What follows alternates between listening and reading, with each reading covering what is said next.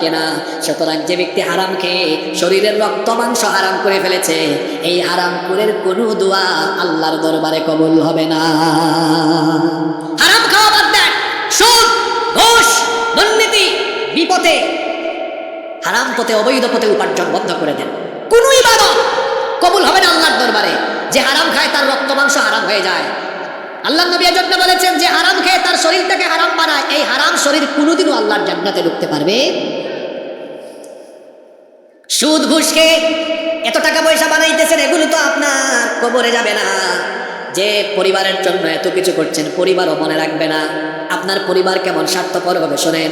যেদিন আপনার জীবন চলে যাবে, সাথে সাথে খাট থেকে নামায় নিচে শোয়া দিবে, কিছুক্ষণ কান্নাকাটি করে তারপরে বাড়ির লোকজন বলবে লাশ বেশিক্ষণ রাখা যাবে না।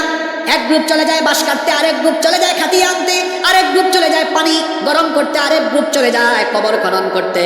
ওই বেশি সময় নেওয়া যাবে না, তাড়াতাড়ি লাশ দাফন করতে হবে। 2-4-5 ঘন্টার ভেতরে এরাই দেখে যায়, বাড়ি থেকে বের করে কবরে রেখে চলে আসে। যাদের জন্য সুদ খাইলেন, ঘুষ খাইলেন, দুর্নীতি করলেন, এরাই আপনারে বাড়িতে রাখে না। এমনকি দেখা যায় কয়েক বছর পরে আর বেশি আপনারে মনেও করে না। কাদের জন্য এত হারাম খাইলেন বলে এই কবরে কেউ সাথে যাবে না, শুধু সাথে যাবে নেক আমল। আমল ছাড়া কেউ আপনার সঙ্গী হবে না। এই জন্য বদ আমল ছাড়েন, হারাম খাওয়া ছাড়েন। আর যারা হারাম খায় তাদের মনে রাখা দরকার হারামের ভেতরে কোনো আরাম, কোনো বরকত নাই। এজন্য দেখবেন হারামখোর যারা হারাম পথে টাকা কামায়, পুষায় না, পরিবারে হয় না, বরকত থাকে না। কিন্তু যারা হালাল খায়, হালাল অল্প হলেও সেটাতে বরকত দিয়ে দেন কে?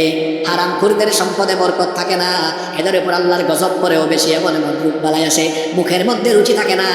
দেখা হয়েছে যদি বলেন ভাই শরীর কেমন, কয় রাতের বেলা ঘুমাইতে পারি না, ট্যাবলেট আর ট্যাবলেট, খাবারের রুচি নাই, খাইতে পারি না। তুই খাইতে পারবি কেমনি বল?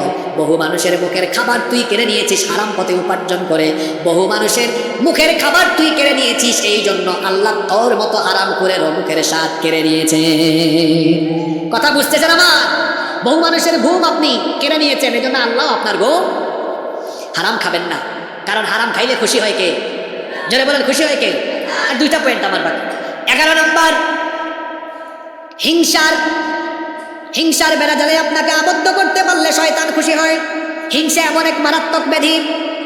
আল্লাহ নবী বলেছেন আগুন যেমন আবর্জনাকে জ্বালিয়ে ছাই করে দেয়, খেয়াল করে শোনেন, এমন কিছু আমল আছে যা নেক আমলকে ধ্বংস করে ফেলে, খেয়ে ফেলে।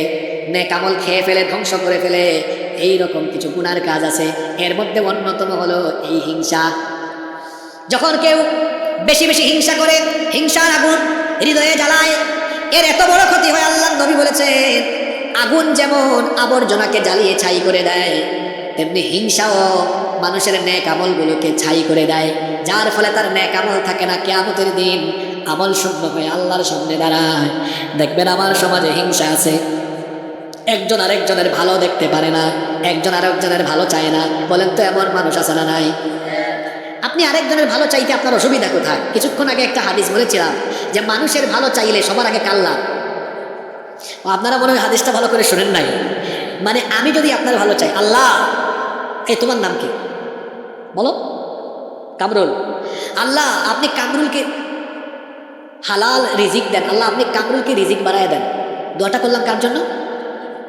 ফেরেশতা বলে আল্লাহ তোমার বান্দার দিলটা এত সাফ, আরেকজনের ভালো চাইছে, রিজিক চাইছে, আল্লাহ কামরুলকে রিজিক দিয়েন পরে, যে দোয়াটা করছে তারে রিজিক দিয়েন আগে। সুবহানাল্লাহ কইতে পারলেন না? এই হাদিস যারা বুঝছেন, জীবনে কোনোদিন মানুষের ভালো দেখলে তার খারাপ লাগবে না। মানুষের ভালো দেখলে কি বলবেন জানেন? ভাই আল্লাহ আপনার আরো বাড়ায় দিক। ফেরেশতা বলবে আল্লাহ তুমি খালি তারে বাড়াই দিছো কেন? এই বান্দার মন তো পরিষ্কার, তুমি তারে দাও না কেন? তুমি তারেও দিয়ে মালামাল করে দাও। সুবহানাল্লাহ কইতে পারলেন না? আমার সমাজে হিংসা বেশি, পুরুষের চাইতে নারীর ভিতরে হিংসা বেশি। হিংসা করবেন না। পাশের বাড়ির মানুষ ভালো করতেছে, ভালো খাচ্ছে, ভালো চলতেছে, এটা দেখলে বলবেন আল্লাহ আপনি তার আরো ভালো করেন। আল্লাহর ফেরেশতারা তখন বলবে আল্লাহ পাশের বাড়ির লোকটারে দিলে, এর পাশের বাড়ির লোকটার অন্তর তো আরো পরিষ্কার, আল্লাহ সে মানুষের ভালো চায়, আপনি ওর থেকে তারও আরে বাড়াইয়া দিয়েন। সুবহানাল্লাহ। হিংসুকরা কয়েকটা জিনিস থেকে বঞ্চিত। 1 নাম্বার, হিংসুকরা ক্ষমা থেকে বঞ্চিত। এই যে কয়েক দিন পরে আসতেছে লাইলাতুন নিসফি মিন শাবান, মধ্য শাবানের রাত, যেটাকে আমাদের দেশে আপনারা বলেন শবে বরাত। এই মধ্য শাবানের রাতে আল্লাহ তাআলা 2 শ্রেণীর মানুষকে মাফ করেন না। কয় শ্রেণী?